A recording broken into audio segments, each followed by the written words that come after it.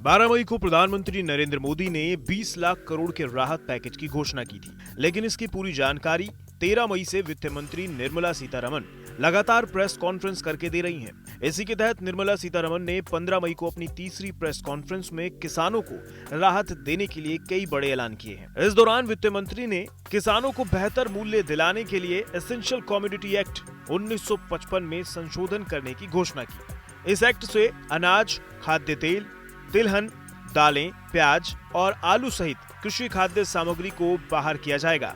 ऐसे में लोगों के मन में सवाल आता है कि एसेंशियल कमोडिटी एक्ट क्या है और इसका किसानों को कैसे फायदा मिलेगा। दरअसल इस एक्ट के तहत जो भी वस्तुएं आती हैं, सरकार उनके उत्पादन, बिक्री, दाम, आपूर्ति और वितरण को नियंत्रित करती है। इसके बाद सरकार के पास अधिकार होता है कि उन पैकेज्ड वस्तुओं का अधिकतम खुदरा मूल्य तय करने का। सरकार के जरिए तय किए गए मूल्य से ज्यादा दाम पर चीजों को बेचने पर सजा का प्रावधान भी है। किसी उल्लंघनकर्ता को 7 साल के कारावास या जुर्माने या दोनों से दंडित किया जा सकता है। इसके अलावा अधिकतम 6 माह के लिए नजरबंद किया जा सकता है। आपको बता दें कि इस एक्ट को साल 1955 में संसद में पास किया गया था। इस एक्ट को लाने का मकसद लोगों को जरूरी चीजें उचित दाम पर और आसानी से उपलब्ध कराना था, लेकिन अब सरकार इसमें बदलाव करने जा रही है, जिससे किसानों को अपनी फसल का उचित दाम मिल सके।